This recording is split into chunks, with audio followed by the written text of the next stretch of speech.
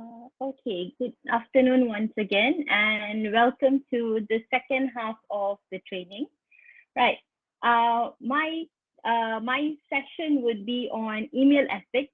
Okay, so a little bit on the do's, the don'ts, certain phrases that we can use when we communicate via email. Okay. Hi, Shahida. Right. So I think everyone is joining in already. So yeah, this is a recorded session also. So if you are encountering any internet glitch or anything, there is a recording provided later on. Okay, right. So I am going to share my screen.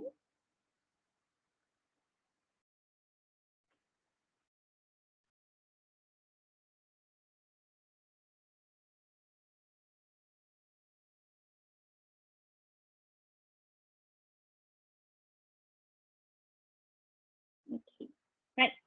So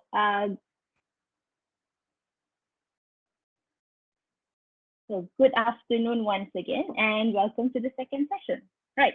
So like I mentioned just now, this is going to be on email ethics. So it's basically how we are going to let our voice be heard on paper or on print. Okay, because when we communicate verbally, they can hear us from our voice. But when we write an email,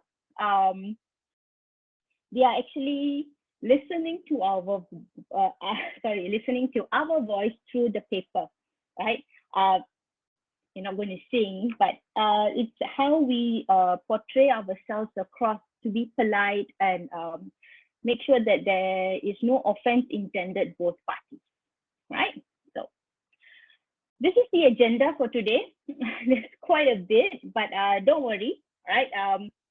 Some of them are actually examples of phrases that you can use when you communicate via email, right? So we will look at ethical issues in email management, a little bit of email do's and don'ts, techniques to develop clarity.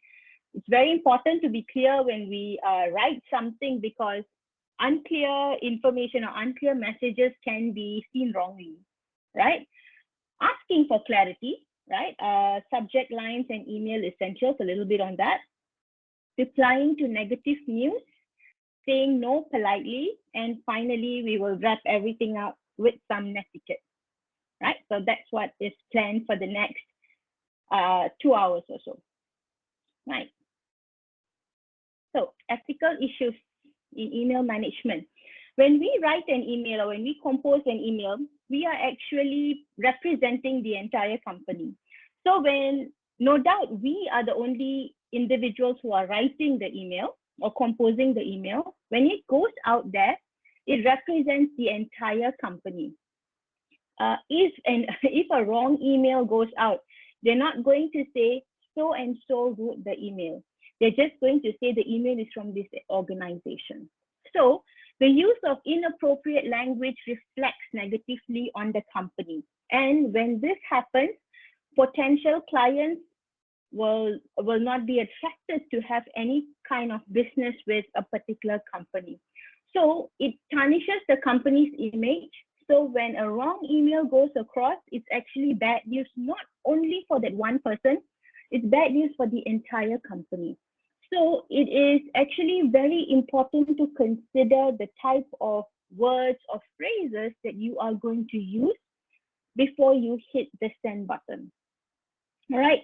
Yes, I know you can recall email. Okay, now you can recall the email. But what if you only realize the mistake like hours after you have sent the email? Then it's even too late to recall the email. The damages are already done. Okay, so statements or promises using company email is considered representing company views. So like I said, it's not just bad news for one person, but it's for everyone. The entire company will face it. So it's very important to word our sentences properly before we hit the send button. Okay. Next, this is what we all go through.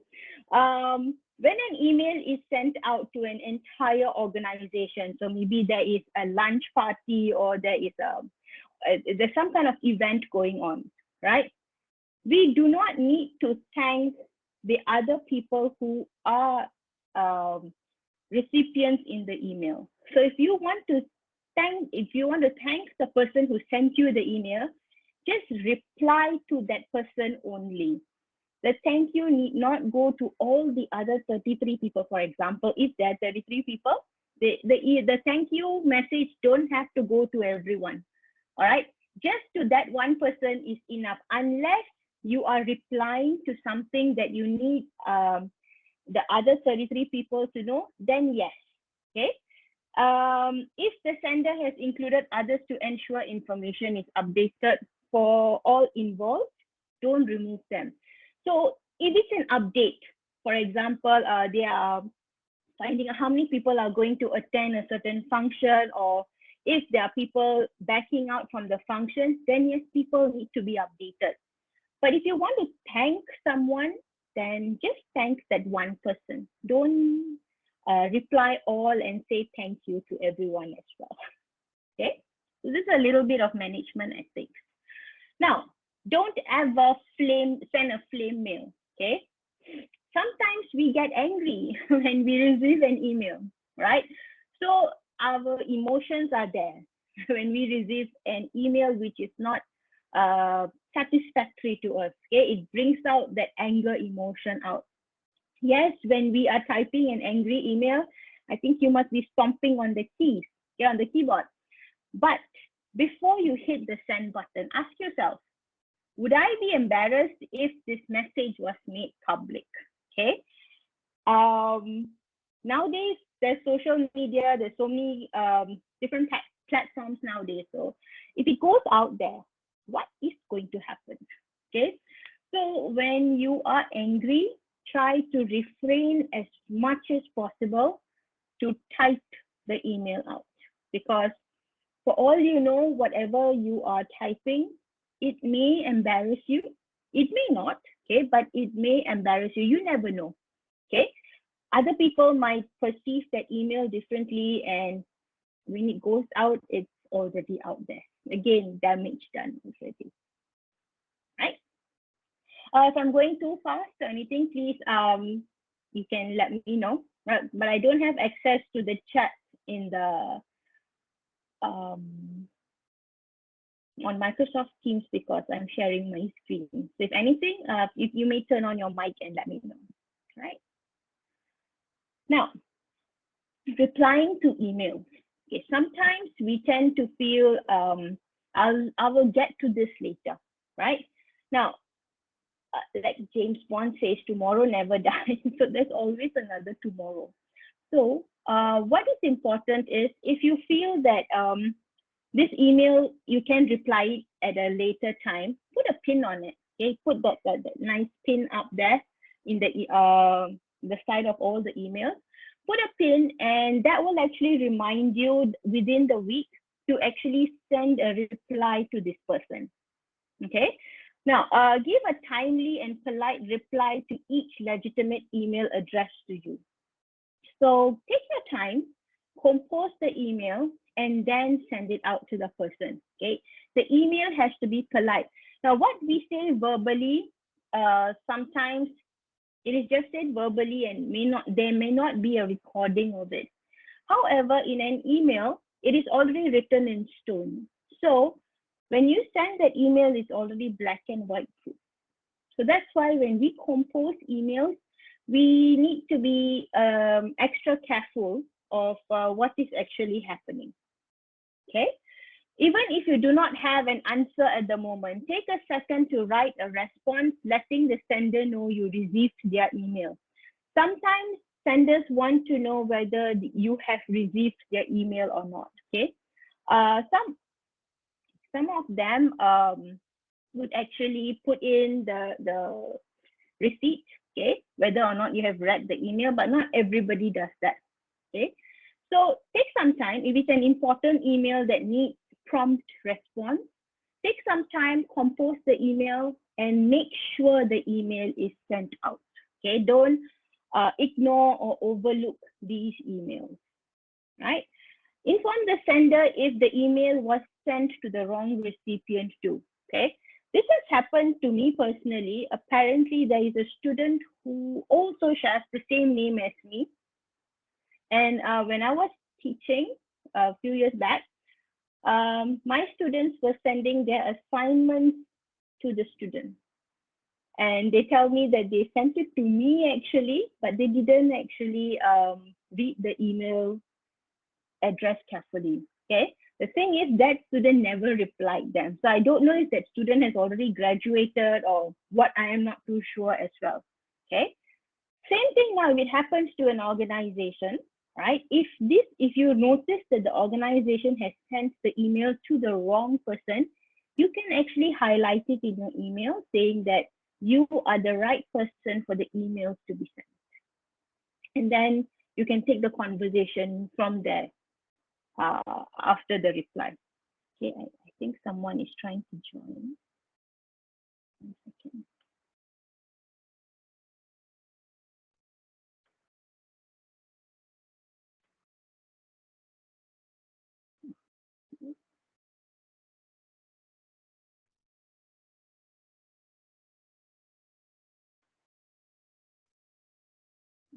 So I'll go back to this.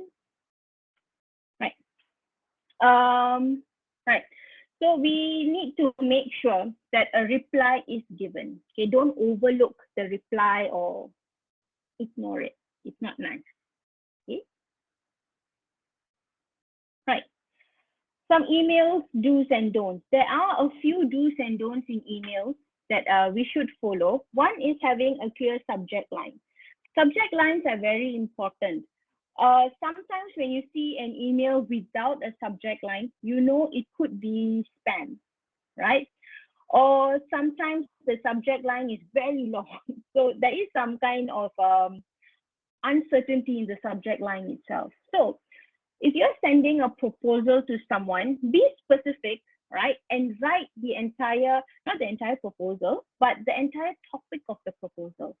So the dash, so you can fill up the dash, maybe you're sending a new syllabus proposal or you're planning an event, okay? So the dash proposal is attached. So tell the person that there is an attachment also. You can just write it clearly in the subject line. Okay, we will look into more do's and don'ts as we go. So now, first of all, do use a professional salutation. If it's an informal email, if you're just sending it to your colleague, all right, in your department, so you can actually use the salutation hi or hello. It's fine. But don't use the salutation hey or dude or those kind of things. Don't use those kind of salutations. Hi and hello is still acceptable for informal situations. Now, if you're going to send an email to the upper management, you should not say hi or hello to the VC or the DVC, right? So for more formal situations, use the salutation dear followed by the person's name. So if they have any titles, make sure the titles are written accordingly, followed by the person's name. Okay. Now, you can use the person's first name. Okay. If it's appropriate. Okay. So hello, Robert. But if Robert did not give you the permission to call him Rob, okay, or Bert, for example, then you may not shorten the person's name. So you can't assume that even if this person is your friend, you can't assume that, oh, Robert sounds like a very long name. I'm just going to call him Rob. So I'm just going to say, hello, Rob, and then continued with your message. So even if you know the person, don't assume that you have the right to shorten their name. Don't do that, okay? Unless they have given you permission to do so. Now, they're not going to tell you, you may call me this in the email content. But when you read their email, when you reach the end where the signature is, maybe he signed off as, thank you, regards, Rob. So if he has called himself Rob there, you can also call him like that. But you need his permission first, okay? At the same time, you don't have to ask the person, hey, can I call you Rob? Don't do that. All right. So wait for them to make the move, whether or not their name can be shortened. Right? Okay. Now, don't assume that the recipient knows what you're talking about.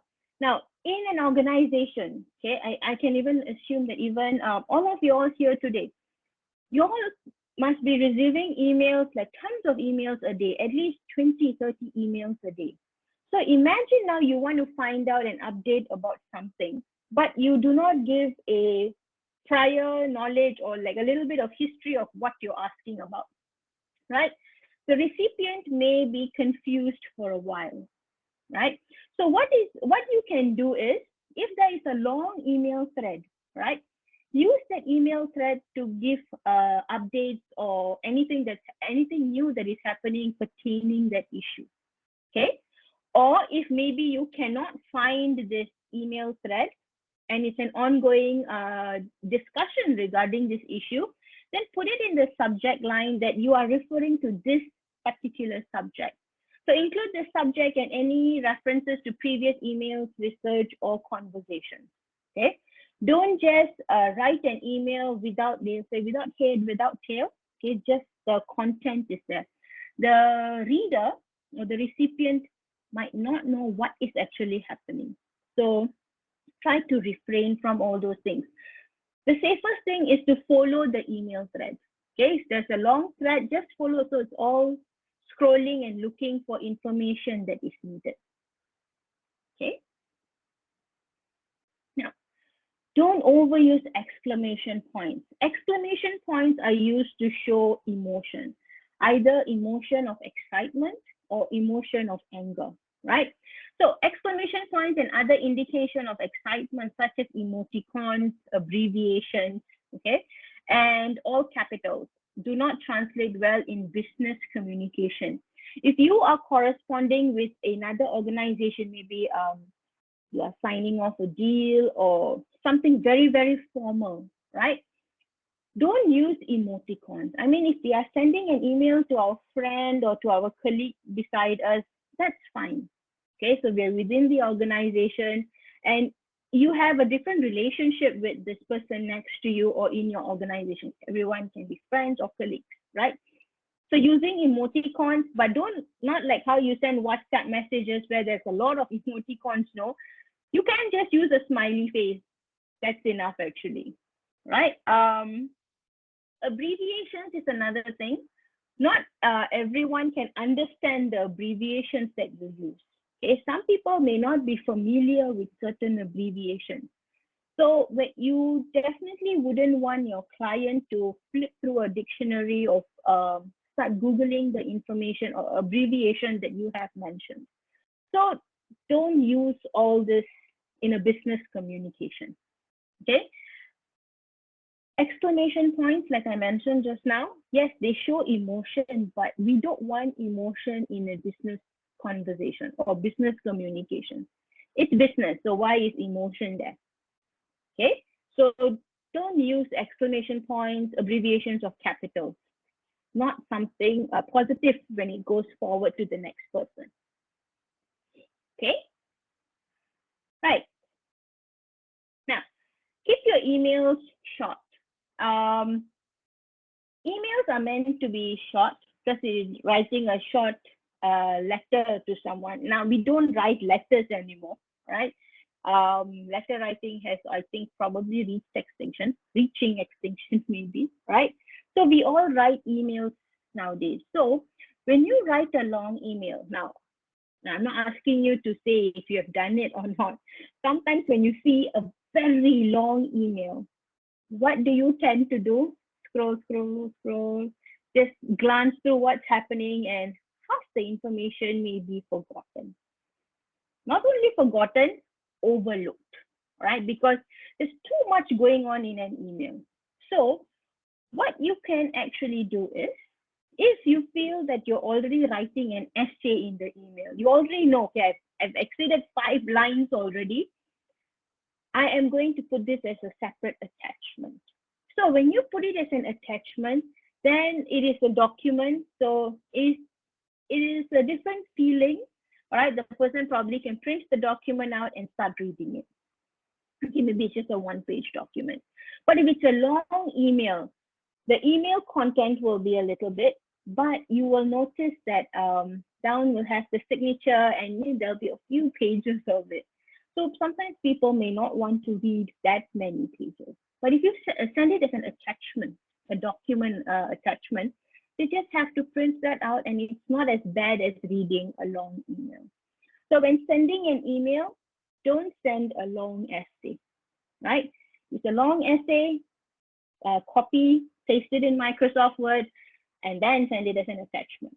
That will be a better idea actually, instead of reading a long email. Okay, I think we all have read long emails before, and I think you can relate to it. Okay. Now, don't forget your signature. So signatures are actually very important.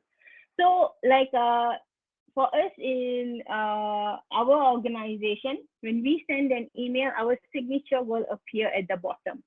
Our name and then details, or office details, email, phone number, and so on are already there. So it's already set up automatically. Now, in a case where you need to send an email, but you're not using your office email, but it's also a formal conversation going on, right? So make sure that you have your signature automatically at the bottom of the email, okay? And in your signature, it should include your contact details, okay? So that the recipient does not need to like go through the directory to see who is this person. Or maybe while when you're sending your email, you accidentally deleted your signature at the bottom, okay? Make sure you check that you have that part where your information is required. Yes, the person can click send or can click reply to reply your email. But what if the person wants to give you a call, right? Like in the office email, the phone number is also there. So they can directly contact you, right? So make sure the signature is not forgotten. It has to be there. So they know they can contact you without any hesitation. Okay. So far so good. It will also be a print screen. Oh yes, print. Yeah, just now the flame mail. Okay. I think so far so good. All right. If anything, please let me know. Okay. Let's continue then. Right. Do proofread your message. So, for example, if your email is listed with misspelled words, right, and grammatical errors, you may be perceived as sloppy, callous, or uneducated. I know that's a very strong word, uneducated. But the thing is, sometimes when maybe you have received emails like this in the past, right? When you read the email and then you find that there's a lot of grammatical errors, you as the reader will also feel like, can this person correct the mistakes or get someone to read it before sending it out? Okay. Now imagine if you have that kind of feeling when you are reading somebody's email which seems sloppy. Imagine if we are sending that email out. That means the other person who is reading our email is going to have the same feeling. Okay. One way to avoid these grammatical errors will be if you can install Grammarly. They have the free version of it. If you just install it, I would say 90% of your errors, okay, can be detected by Grammarly. But sometimes you may not agree with what Grammarly is suggesting you to use because you will know the content and context of it. But it is encouraged to use that because spelling mistakes can be detected for you. Okay, it will correct for you spelling mistakes. Sometimes even grammatical errors. When you have errors in terms of tenses, grammar errors become very messy when there are when there are errors in tenses, right? So what Grammarly does is it can actually detect all this And minor grammatical errors are fine. Sometimes there's a small typo, an added S, or the S is missing. That's okay. But if the entire sentence structure is like directly translated from one language to another language, then that will seem very, very sloppy. I know it's not happening, but it is very important to proofread, read it once, read it twice, or if it's a very important email that is going out to really important clients, get another person to help see whether you have structured everything correctly or not. It's okay because you're all working in the same department. So if you need help, can you just see if this is okay? A fresh pair of eyes can detect what you couldn't have seen earlier. So if it's something very important, make sure it is proofread and it's a clean copy that goes out there. Because like again, we are representing the entire organization, not just us, right? Sometimes in the past, I've also seen people commenting on the language of a certain email. Okay, not among us, but I have read those kind of emails as well. Okay, so just be extra careful. Right. Next will be techniques to develop clarity. It is very important to be clear when we are writing an email. Why? Because when we are not being clear, one, we will not be able to understand what we are writing. And if we cannot understand what we are writing, how would we expect others to understand what we are writing? Okay, so it's very important to be clear. And to be clear, okay, is to use short, clear, easy to understand words and sentences. Okay, we are not writing an exam. In exams, yes, we can tell students use some bombastic words so that you can get extra marks for vocabulary, but we're not doing that, right? So when we are writing an email, use clear, concise words that your reader or recipient will be able to relate to, right? Sometimes when the reader receives an email and if they see words that they are not familiar with, they will have to flip through a dictionary or Google the word, because if they misunderstand the word, then the entire communication is going to go haywire. Okay. Some readers, they might be able to read between the lines, or from the word, they can gauge what the meaning of the word is. For example, the idea presented by you earlier was rather antiquated. Okay. Now, the word antiquated, some people might guess that the word antiquated means something that is old, because the root word there is antique. Antique is something old. But what if the reader may not be able to catch whatever you were able to catch from the first read? Okay, everybody reads differently. So you want the reader to understand your message clearly so that there is no miscommunication, right? So using short, clear words doesn't mean that we are not portraying ourselves as adequate or proficient in the language, no.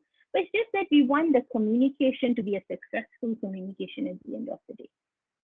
Okay, so clarity in email is 100%, or probably more than 100% very important, right? Now, for example, if you look at these two examples here, right? So one is using a vague sentence. Your order will be filled soon, right? So your order. So the reader who is receiving this email can feel, what order are you actually relating to? Is it the A4 papers that we ordered, or is it the stationery that you ordered? What order, right? And when you say soon, okay, for example, what time are you going to have lunch? Soon. Soon can be 2:30, which is already 2:30. Okay. Soon can be 2:35, which is 5 minutes away. Soon can also mean before 4 o'clock, because after 4 is tea time, right? So what is to? That's a very vague word, right?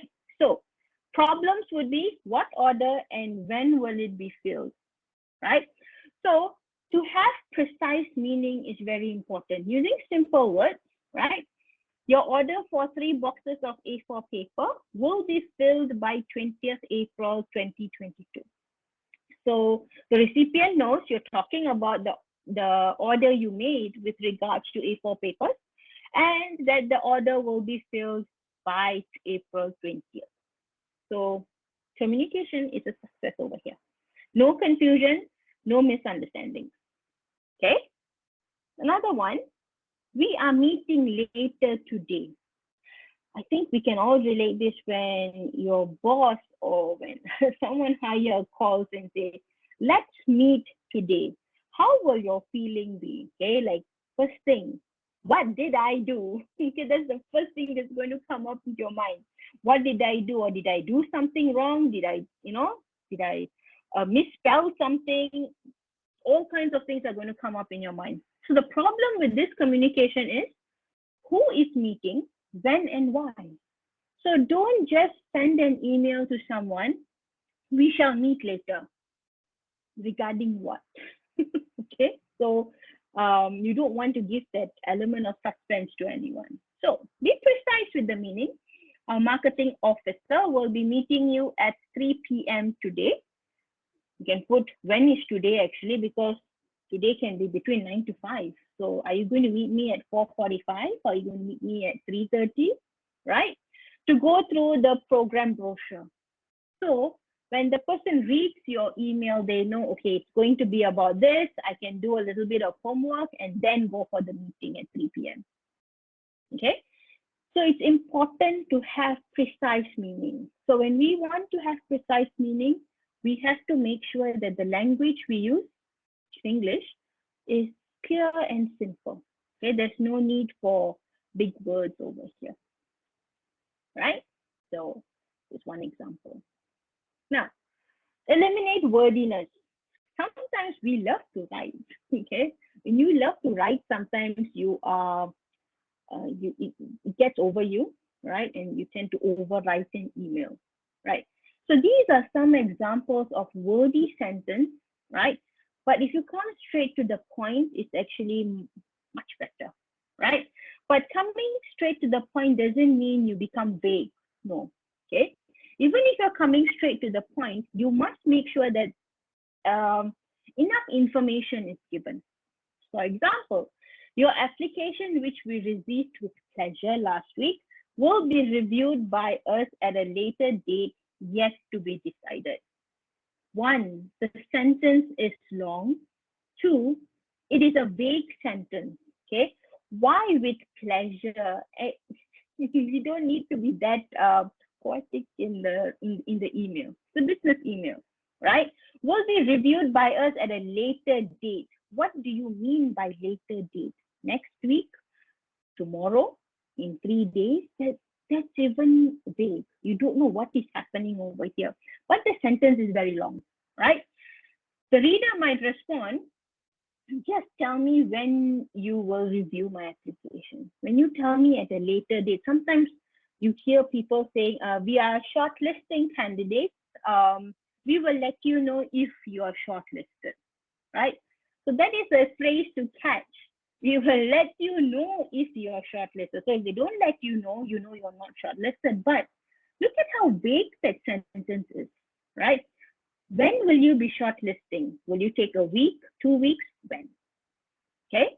So when you come straight to the point, we will review your application by 30th of July or July 30th. You already know.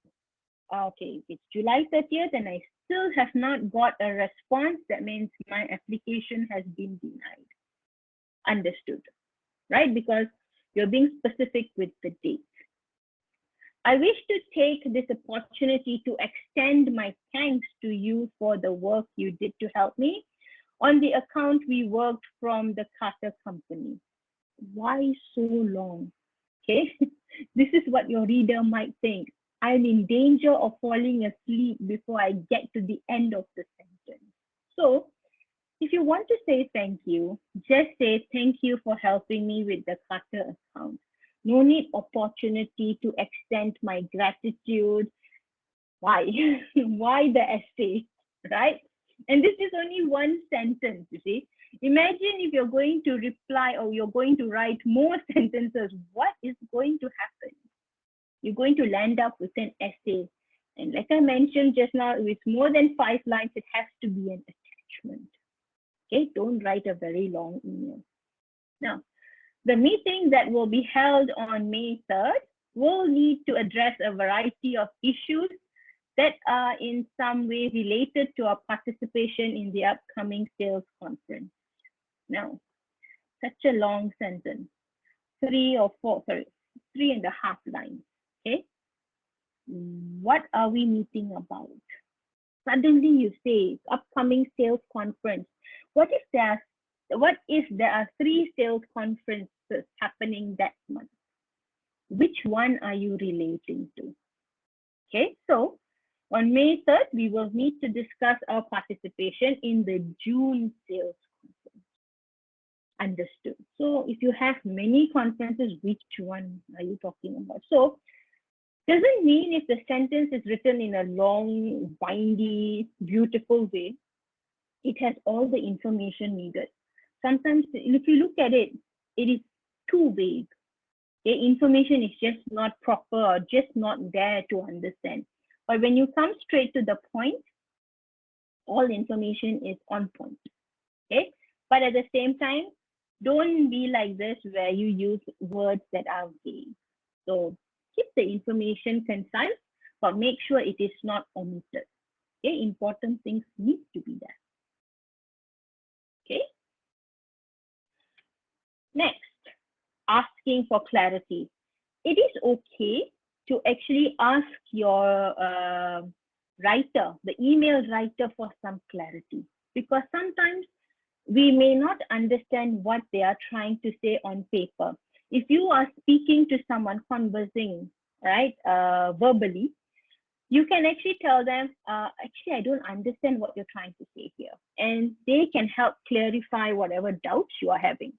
But on paper, this person is just going to write everything, and you may find some phrases that you may not have understood correctly. So it's okay to actually ask for clarity. Okay. So when we want to ask for clarity, here are some examples of sentences or phrases that you can use. Okay. I'm afraid I don't understand what you mean by ABC. Tell them what you don't understand. Don't just write an email saying, I do not understand your entire conversation. Okay, so that shows that actually portrays us, okay, to the sender, that we did not take our time to read the entire information. We just read one part of it, we couldn't understand, we just said we do not understand everything, right? Could you please provide more details? So when they see you don't understand one particular thing, then they will know, okay, maybe it was not explained clearly. I'll explain this clearly to you. One example. Regarding the deadline, are you saying that we should wait a few weeks? Any additional information will be greatly appreciated. So when it comes to deadline, right, sometimes they can say, we can do this, the deadline will be by the end of next month, maybe. Okay, so end of next month is still a few weeks, okay? More than 8 weeks actually. Okay, so you need to clarify, are you saying that we can wait for 8 weeks and then give you whatever you need, or would you need to like have that discussion and review process going on? Okay, so clarify whatever you feel that is a little fuzzy. Don't feel bad that, hey, I shouldn't ask, I should understand this. Don't put that on yourself. If you don't understand, tell them. Okay, it is actually their responsibility to be as clear as possible to you, right? Now, another example will be, I understand X, Y, Z, but could you please clarify what you mean concerning ABC? Tell them what you have understood and what you did not understand. Okay, so it shows that you have given your time, and they will appreciate you for giving your time to understand their email. So after having a few reads, you still don't understand, yes, they will definitely clarify for you. I mean, at the end of the day, business goes on with two people, right? If one person does not give enough or clear information, then it's going to be a failed communication at the end of the day, right? I am looking forward to receiving the updated information today. Thanks for your help, right? So if somebody says that I will send it to you today, I'll send whatever information you need today, tell them that you're looking forward to it. So that means they know you are expecting for an update today, okay? And not that they can take 3 or 4 days to do it, right? Thanks for your time, and I look forward to hearing from you this week, okay? So when you say this week, depending on how the working culture is, right? So this week can mean by Friday, because weekends, nobody actually has communication, business communication. But in a case you are expecting for something on Saturday, let them know, okay? Or they should let you know. Okay, it's not just for you to assume by this week means Sunday, but actually we only work 5 working days. So it's good to clear that as well. What do you mean by this week, right? I appreciate you taking the time to get back to me by the end of the day. End of the day, again, a little tricky. Can mean 5 p.m., can mean 11:59 p.m. Okay, so clarify. What do they mean by this week? End of the day, vague sentences. You have to clarify all this. Don't just assume end of the week means Sunday and end of the day means 11:59 p.m. Or if they mean 11:59 p.m., you quickly do everything. You are rushing and doing everything properly just to make it by 5 p.m. For all you know, they could reply you, oh, actually this was due by the end of today. That means they were meaning 11:59. So ask them, what actually do they want? Okay. Now, here's an example of clarification email, right? So I got this from this website over here. So you can also click later, right, when I share the slides. Thanks for your information on our meeting agenda. I'm afraid I don't understand what you want exactly after lunch. What do you mean by discussion 1 p.m. to 2 p.m.? Thanks for clearing this up when you get a minute. Now, we will get into this in a bit. Look at the last sentence, when you get a minute. When you are writing the email, don't have that feeling that reply me now. Okay, don't do that, right? Telling them when you get a minute, that means they know they need to shelve a little bit of time somewhere to get to your email. But we cannot be authoritative and say, I want the reply now. It's not right, okay? Tell them they can take their time, okay? But if you need to give them a time limit or a deadline, you will see some samples later, right?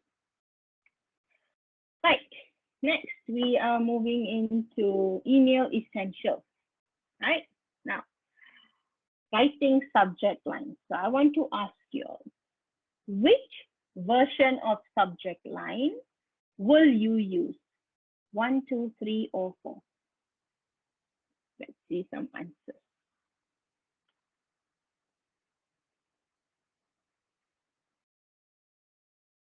Oh yes, definitely, I agree. Students can be like that too. Okay, so which 4? Okay, let me put this back. Okay. Looks like everybody chooses 4. Right. Oh. Jihan looks very excited with the 4. Okay. All right. Actually, yes. Okay. The 4th one is the correct subject line. So if we see why, okay. So first one, okay, meeting. Meeting is rather too short. Like we discussed just now, 2 weeks, right? What meeting, right? Agenda for tomorrow's meeting. What if this person was on leave today? All right, sorry, it's yes, on leave today, right? So this person didn't read anything and is coming to work the day after. And when he or she reads their email, agenda for tomorrow's meeting, this person is going to wonder what meeting is held for tomorrow. Check the schedule, nothing is written there. All right. So tomorrow, again, a very vague word, right? Marketing meeting at 2 p.m. on June 3rd to discuss several issues that have recently arisen as a result of the development of our new line of keyboards. Trust me, I have got emails where the entire content was in the subject line. Okay. And I used to wonder why. Why is the entire content in the subject line? And sometimes, if you notice the subject line, it is limited to a certain length only, right? After that, it is not possible to read. So you have to copy the entire line, paste it somewhere, and then read what the message is supposed to be. Version 3 is definitely never ever acceptable. You cannot write the entire content in the subject line. I've had students do it. That's why I'm saying I have seen this before. Okay. Now, version 4 is the best. Agenda for marketing meeting, 2 p.m. June 3rd. So the person who is reading the email will know they are meeting up for a marketing meeting, right?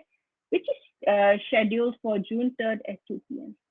Simple. Everything is there, right? So there is no hidden message over here, right? So subject lines are very important. Okay. Now, keeping the email short and simple. Okay. It is good to have elaborative sentences, but ensure that they are easy to understand. See the examples we did just now, okay, the ones that had so many lines, right? But at the end of the day, nothing could be understood from it. So what is the point of having those kind of emails where there is so many things written there, but not to the point, okay? So like I said, if it's going to be more than 5 lines, make it an attachment. Don't write it as an email. Okay, so email has to be easy. It has to be something that is read easily, right? Now, think of who your reader is going to be. Like I said, if you're going to message your colleague sitting next to you, go ahead. You can be very informal. But if you are going to email the VC or the DVC, then you have to be extra cautious when you are addressing. Okay, now, thanks and thank you. Very simple words. Okay. Thanks is used in a very informal way. When somebody gives you something, thanks. Okay. But if someone from the higher management gives you something, it is not right to just say thanks. The thanks is very informal. Okay. It's formal to say thank you for your email dated 15th May. Okay. If you're writing it to your friend or colleague, thanks is fine. But if you're writing it to higher management or in a very formal situation, don't say thanks, say thank you. Okay. In an informal way, you can tell your colleague, sorry, I can't make it. Well, later I will show you why don't say sorry to your clients. When you say sorry all the time, they are going to feel like, why is this person being so apologetic? No need. Okay. Mistakes happen. All right. May not be between life and death, depending on the situation. But that doesn't mean you have to keep on saying sorry. It could, I'm not saying it will, it could lower a person's self-esteem. He's saying sorry all the time. Right. But if it's to your friend, it's fine. Because like I said, the relationship is important. Right? So in a more formal setting, I'm afraid I will not be able to attend. So they know you are not going to attend whatever event that is upcoming, right? When you're asking a question in formal way, can you do this for me, for example? But if you're asking in a formal setting, I was wondering if you could help me out with this. So if you notice, when we are being formal, we know that there is a little bit of friendliness between you and the recipient, okay? But in a formal way of writing, that relationship is not there. We're not friends. It's a different relationship already, okay? Now, the reader may also accept or overlook minor grammatical errors in informal emails. When you're sending an email to your friend, I don't think your friend or your colleague next to you is going to say, hey, you made all these mistakes just now. No, they're not going to do that to you. Okay, they may overlook it. I'm not saying they will, they may overlook it, right? However, if the email is going to a client or a senior colleague or your management, bad grammar and an over-friendly writing style will most probably be not acceptable. So if we write a very friendly email to the VC or DVC, they are not going to like it, okay? Because there's a level of respect that we need to maintain, okay? Like higher management and we. So we cannot write the same email we write to our colleague next to us in the same way we use it for our higher management. That will be wrong communication already, okay? And if it's going to higher management or very important clients, make sure that it is grammar error free, right? So get another colleague or get someone, like I said, a fresh pair of eyes can actually detect mistakes that you were not able to see because maybe you were reading it too many times already.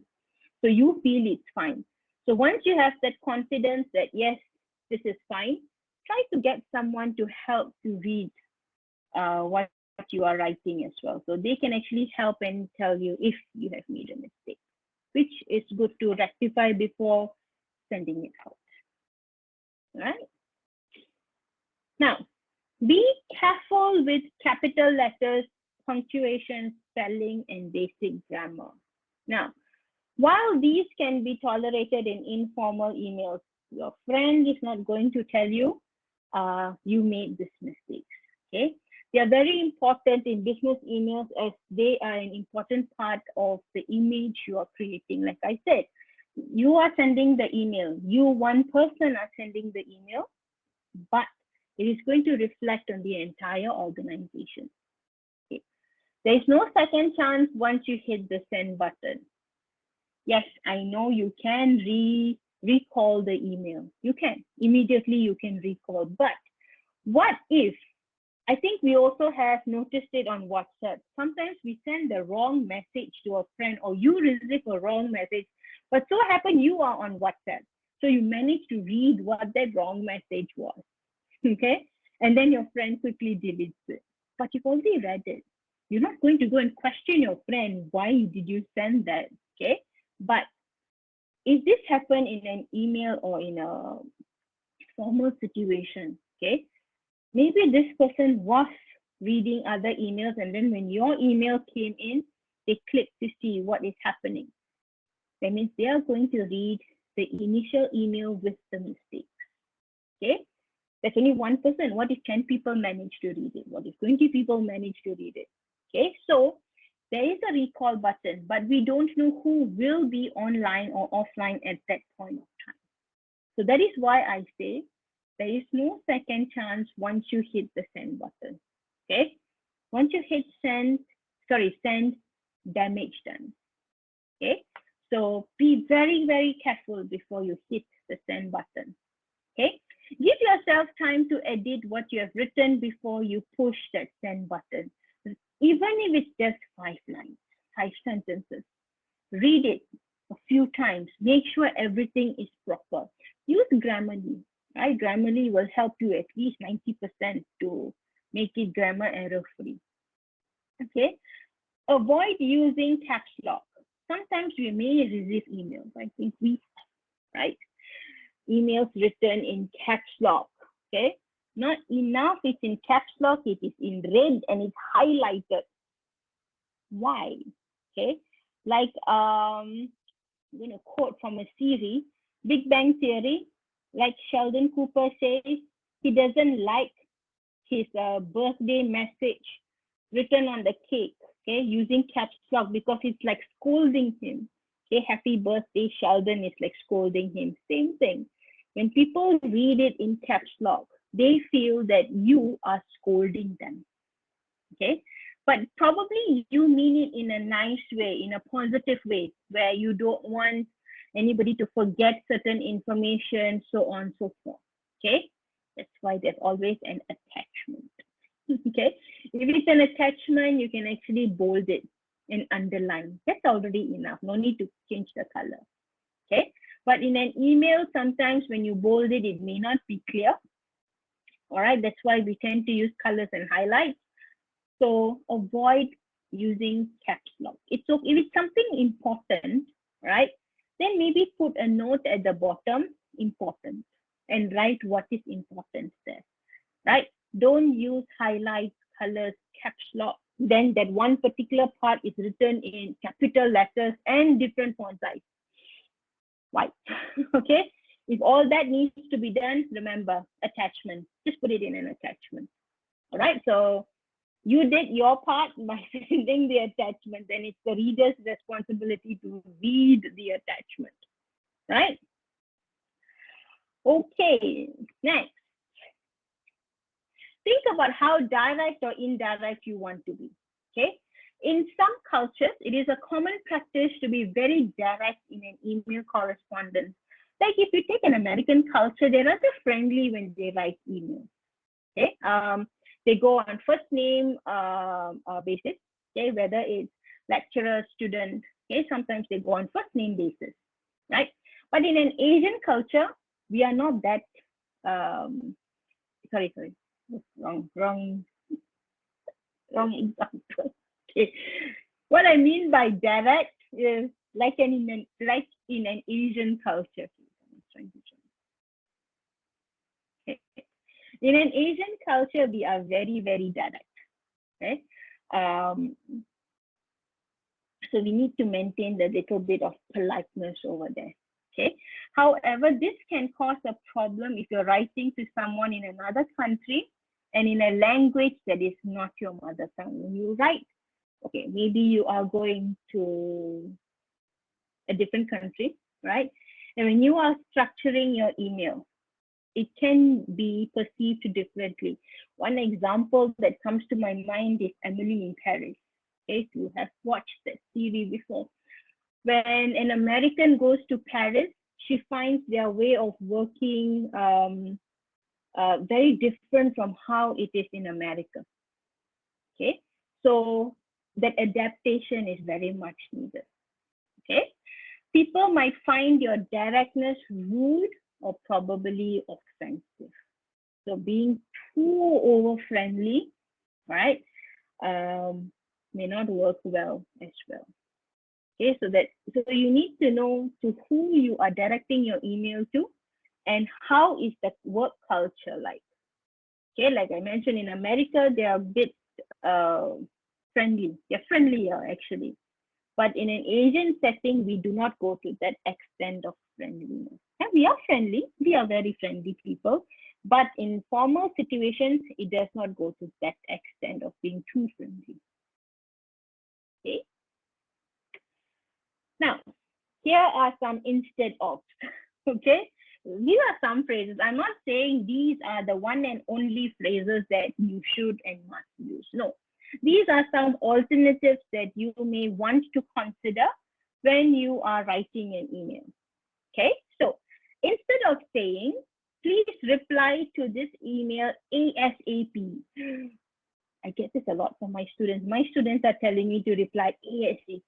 Okay, so yes, you may have that little bit of anger coming out, okay, when you see the word ASAP or now. Do it. Even there's a please then, okay, please do it now. So are you trying to tell this person, leave whatever you're doing and get to my email? Are you saying that? Okay. So a more polite way will be, please reply to this email, or instead of reply, do it at your earliest convenience. So after they have finished their work, definitely they will get to your email. But when you tell a person ASAP or now, it feels that for them to process that ASAP and now it's already anger. Flame mail is not a good way of portraying in an email. I don't think you want a rude response from your colleague or your friend who is doing something for you, right? So reply at your earliest convenience. So like I said, once they're done with what they're doing at that moment, before going to the next job, they know you need it urgently, they will adhere to it. But be tactful with the words, okay? Please revert back to us latest by tomorrow. Not a rude way of writing this, no doubt, but look at this one over here, revert back. Revert means back, back means back. So please back to us, okay? So revert back is not right, okay? So please get back to us by tomorrow at the latest, okay? By latest, please reply. In other words, is what you're trying to say. But revert back does not exist, all right? You made a mistake. So why are you pointing at that person that person made the mistake? That email was probably written by someone, but the instructions could have come from higher management. So don't blame the writer that they made the mistake. Instead of saying that, you can say a mistake was made.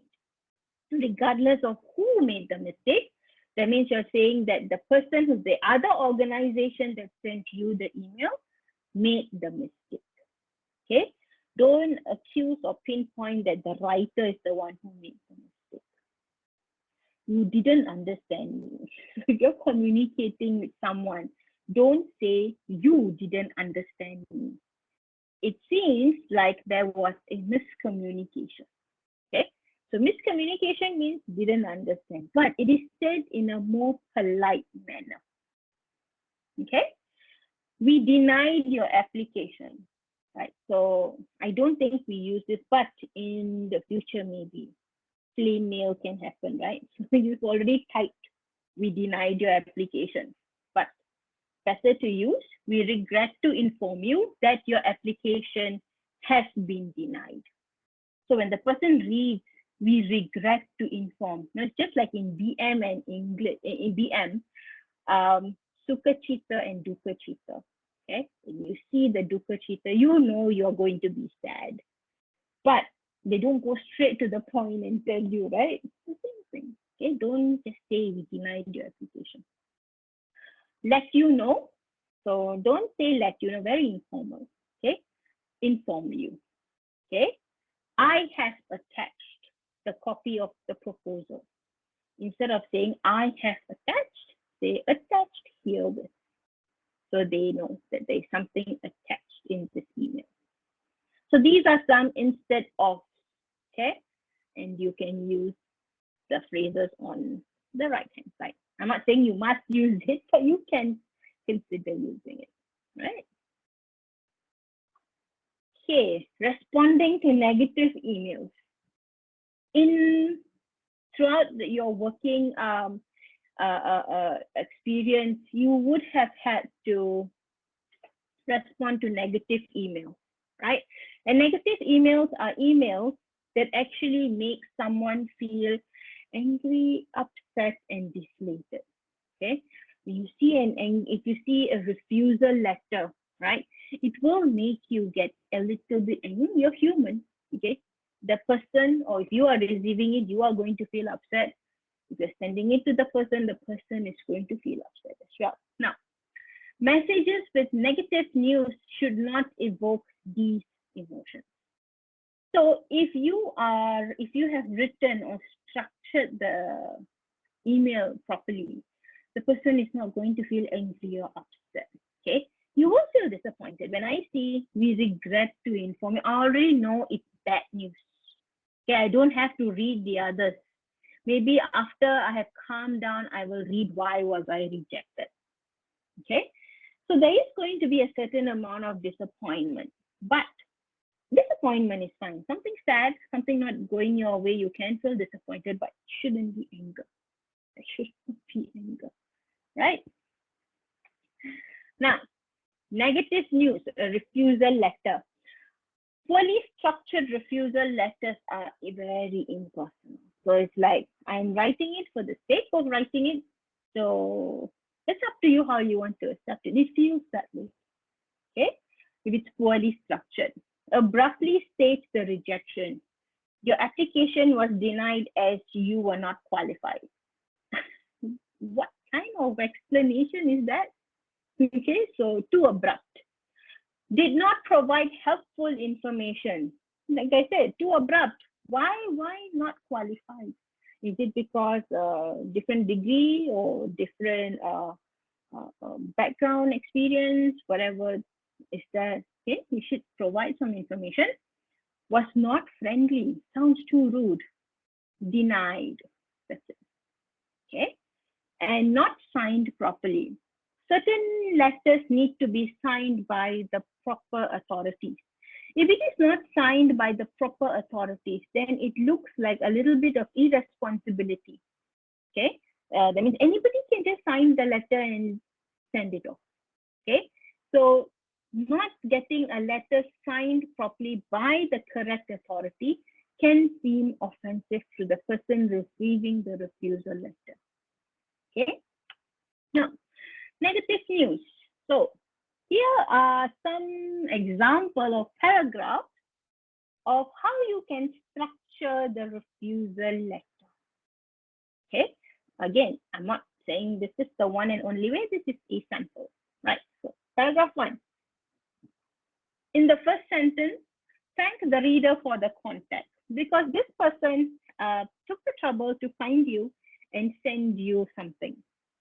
Can be a proposal, right? So, but it is denied for some reason. So be thankful to the reader first for contacting you. In the second sentence, build goodwill with the reader. Be polite but not effusive. Don't be too polite. Okay, you are not obligated to be very, very polite where they say grind chili on the head. Don't need to be that polite. Okay, but you must be considerate, right? Don't be rude.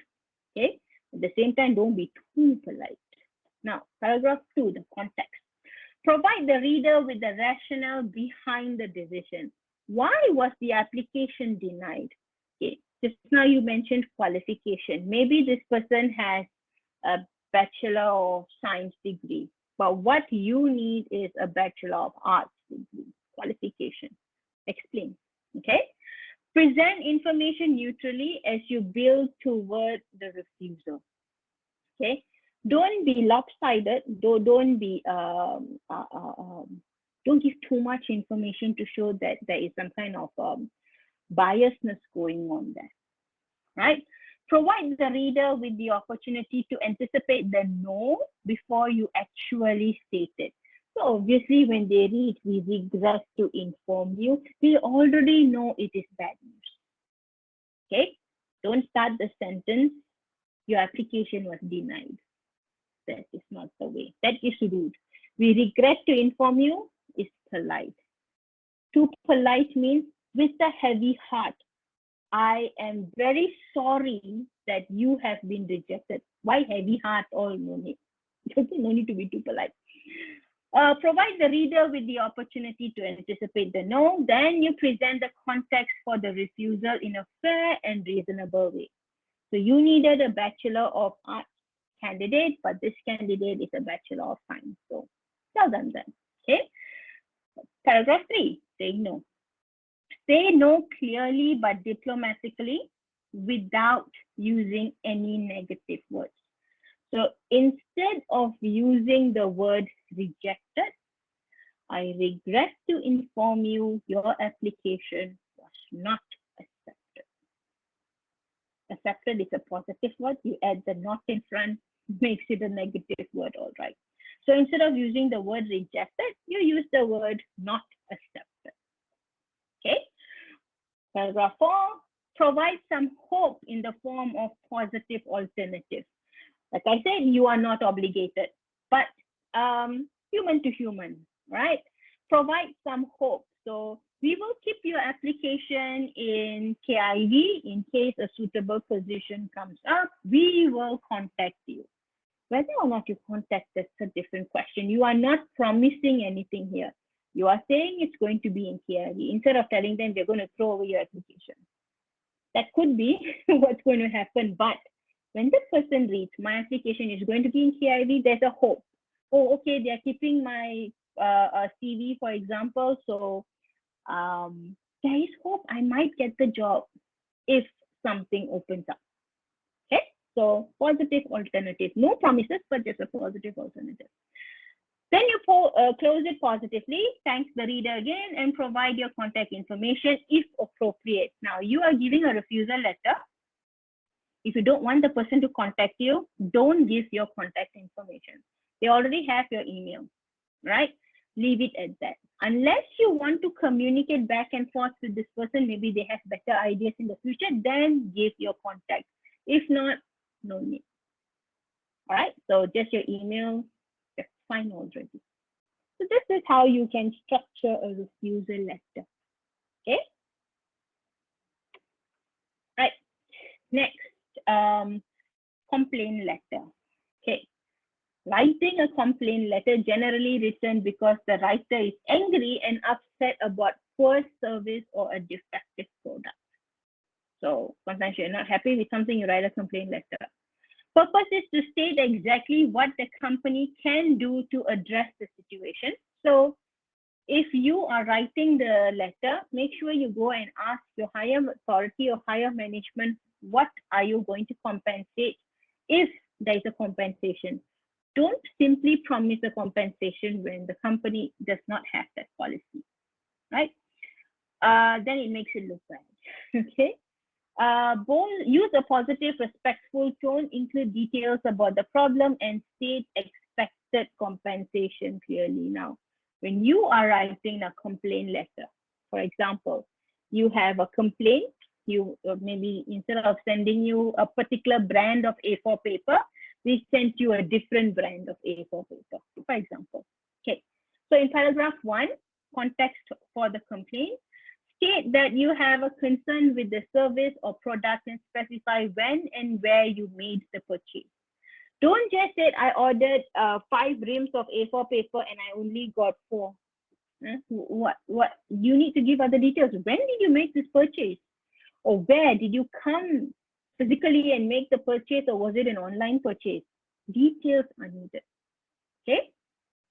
Details about the complaint, use neutral language to describe the problem as precisely as possible. If you are describing the complaint or describing the issue out of anger, they can only read your anger. They're not going to read the problem, right? So calm down and then write the email. Okay, write the complaint, sorry. Okay, so don't do it in a very angry emotion. Just calm down first. Paragraph 3, compensation expected. Now, obviously, they did something wrong to you. They sent the wrong order. Provide additional details if necessary and state exactly what compensation you require. Don't just write a compensation is much appreciated. What compensation? I can give you a 5 ringgit voucher. That's a compensation. Now, you state that since it was a big blunder, you already explained what happened. Tell them what kind of compensation you are expecting. Maybe you want another 50 reams of A4 paper free of charge. I'm just saying. Okay. Again, close positively. Provide contact information. This one, you must provide contact information because the person who supplied you the wrong order will be contacting you. So you don't want them to go and hunt for your number and stuff like that. Okay, and close positively. Thank you. Okay. Don't just do things abruptly. Okay, be polite when you're closing the complaint letter. Right, so this is you writing the complaint letter. My third example is you replying to a complaint letter. Now that means somebody has complained about your service, you are replying to that letter. Okay, so when you are replying to a complaint letter, determine what the reader wants. So if the reader is only talking about service, you only talk about the service. Don't bring in other information. Don't give them ideas on what to complain about next. Okay. Determine what the reader wants. Next is acknowledgement. Acknowledge the problem. Show that you have compassion towards what is happening to them. Okay. That you have made a mistake and you have compassion, right? State compensation now. Stating compensation, like I said, you need to ask your higher management if a compensation is needed. Because like I said, maybe the company policy says no compensation for this kind of complaint. But if you promised a compensation, then like I said, things can get very messy after that. So when you are writing or replying to a complaint letter, get some information from your higher management first to see whether a compensation was or is needed. Okay. Now, what is needed in the paragraph? Okay. Context of the complaint. Thank the reader for informing you about the issue. So they had found that you have made a blunder. So clearly describe the writer's concern as you understand it and avoid negative words such as problem. Include an apology if appropriate. Later, I will show you. Instead of using the word sorry, what are the other phrases you can use? Okay. So if an apology is needed, you apologize. If an apology is not needed, then you can use the phrases later. Okay, I'll show you a few later. Next, details about the complaint. Describe the situation with the aim of leading the reader to recognize that the requested compensation cannot be granted. Now, for example, now you are the A4 paper supplier.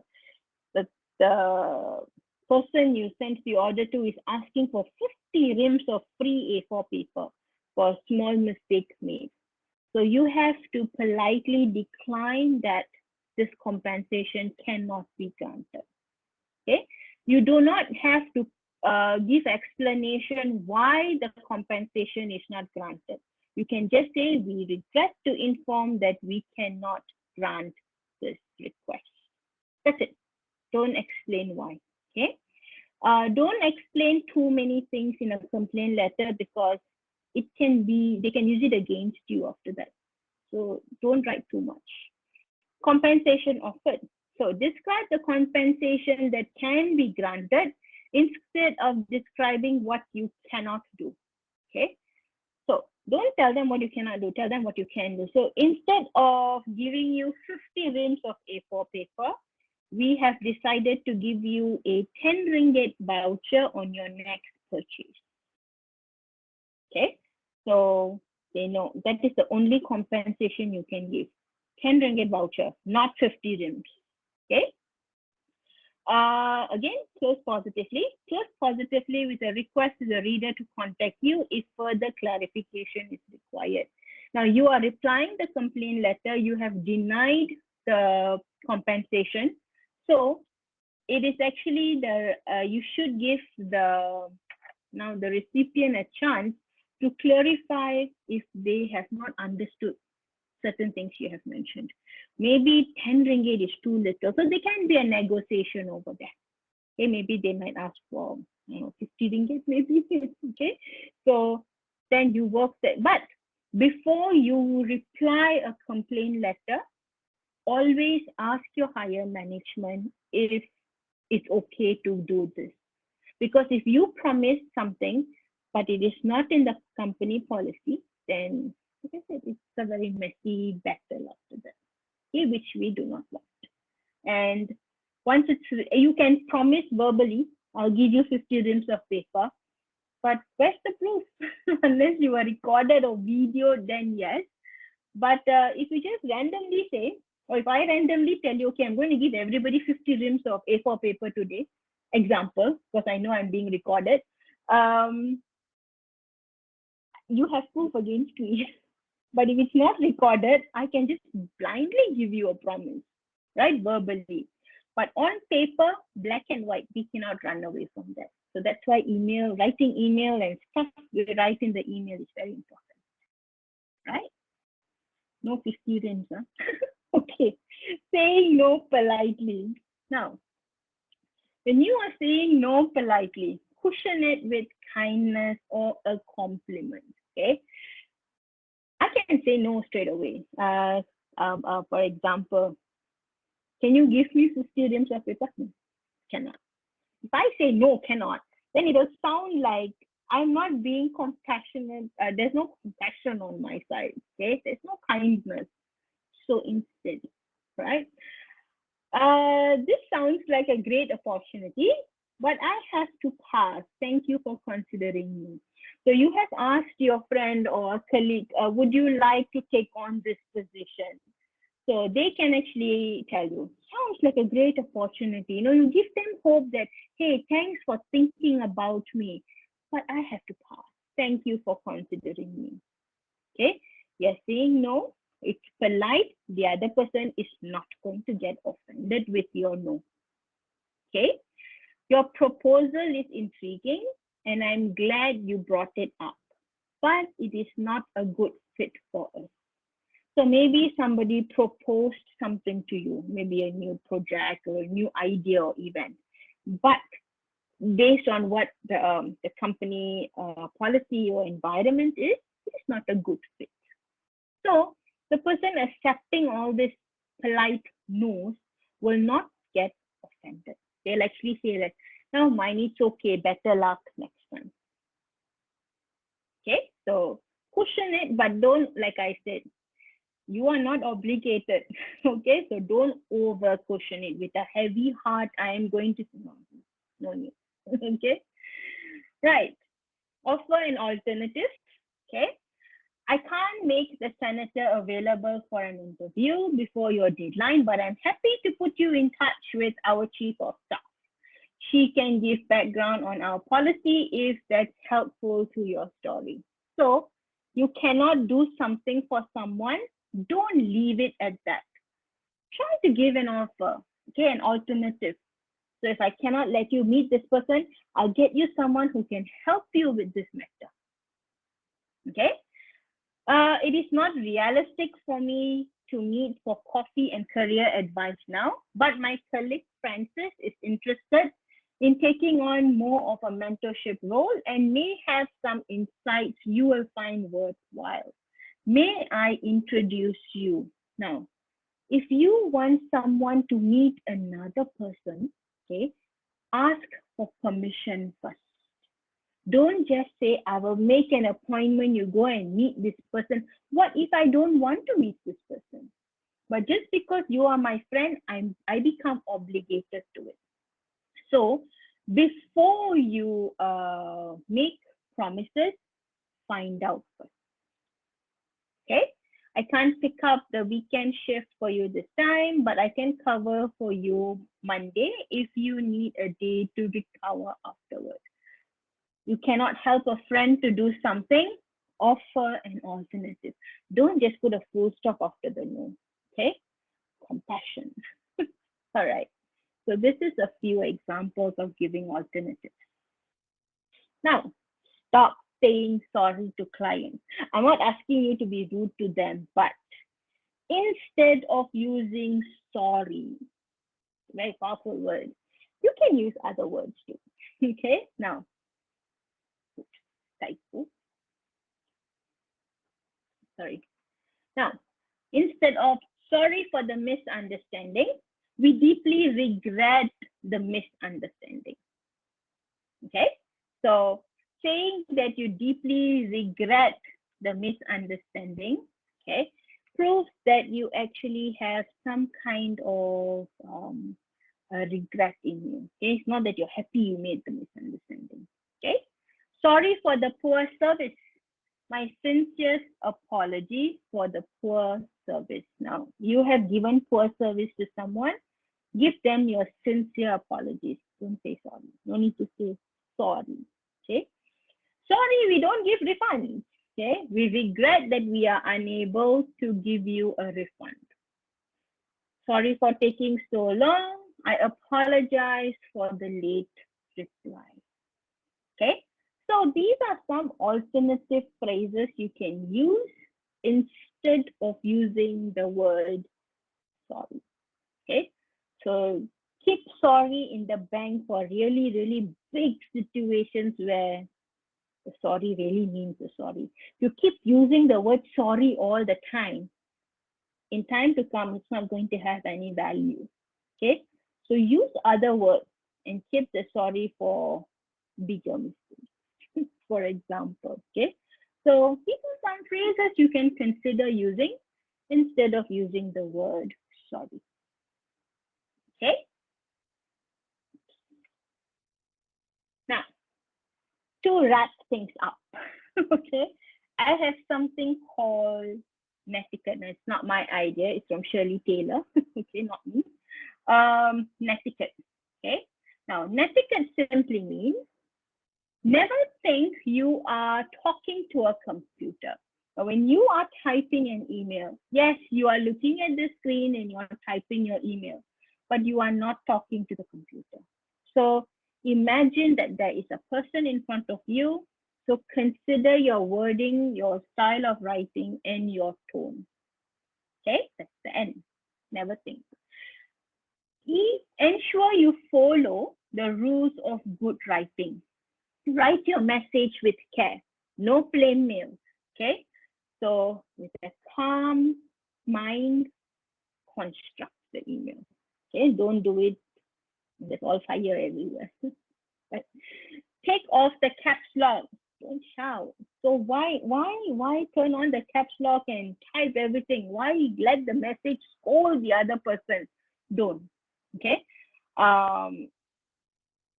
Imagine what you do is put yourself as the reader. How would you feel reading all of this in caps lock? Okay. What is there one? Okay. Informality is okay in email, but also depends on the situation. If you're writing it to your friend beside, that's fine. You can be informal. But if you're writing it to the VC or DVC, no, you cannot do that. Okay, you have to be very formal with them. Question your subject heading. Make sure it looks important and not a spam mail. Okay, urgent. Exclamation point, 3 points. What is this? I'm also afraid to open. Sometimes ISD censors emails, right? That they are phishing emails.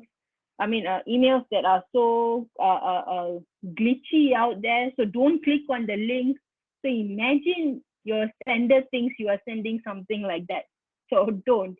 Make sure your subject heading has the appropriate information needed. Don't just say meeting today. Okay.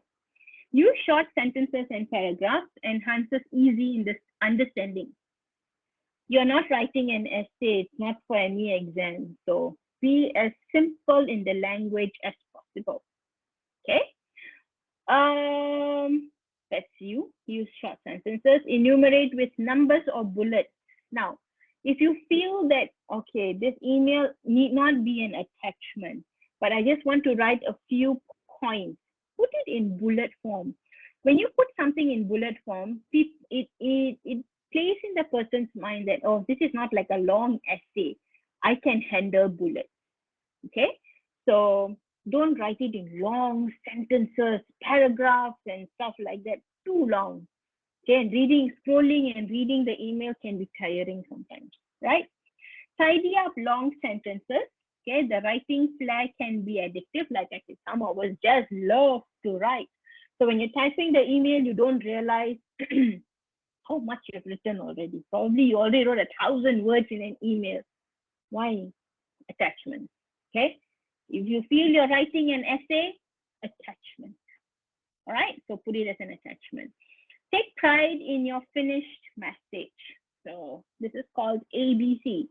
Be accurate, be brief, and be clear, right? So feel proud of what you have written. Okay, that means read and reread a few times. Make sure that it is error free. If you feel that, okay, now it looks error free to me, get a friend to come and read it with you.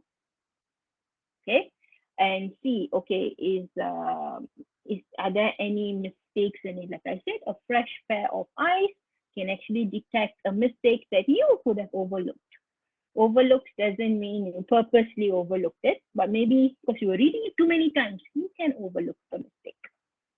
Okay, and finally, E, ensure everything is right before you hit send.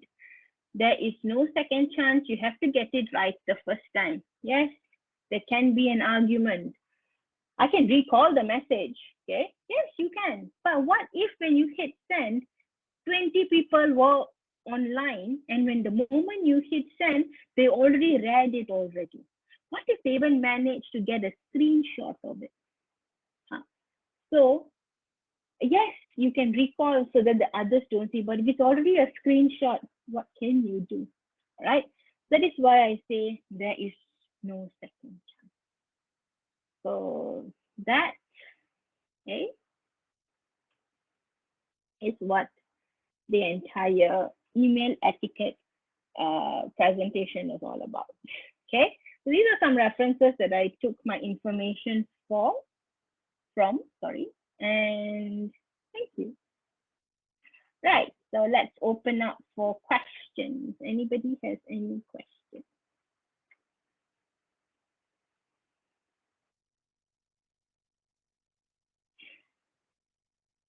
Yeah, I have got students like that. They put the entire content in the subject line, and when you see the email is empty. It's actually quite funny, actually, right?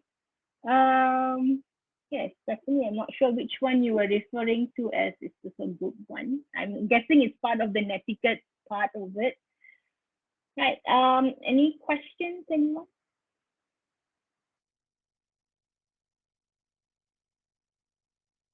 Oh, the last one. Yes. Yeah, cannot recall. So people could have actually read the email already. So it can be too late sometimes. Right. No questions, I'm assuming. Okay. I think the training was scheduled till 3:45, but it is 3:30 already. Right. So if there's no questions, thank you for joining the session today, the morning session and also the afternoon session.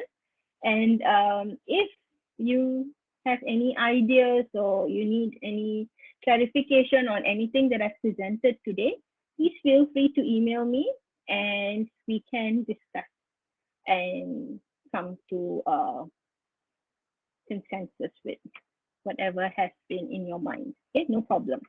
Right? So all should join this. Yeah, probably we can do it for students in the future. They should also know how to construct emails. Right. Welcome everyone, and thank you so much for joining the session today. Right. Welcome everyone. And you'll have a good weekend too.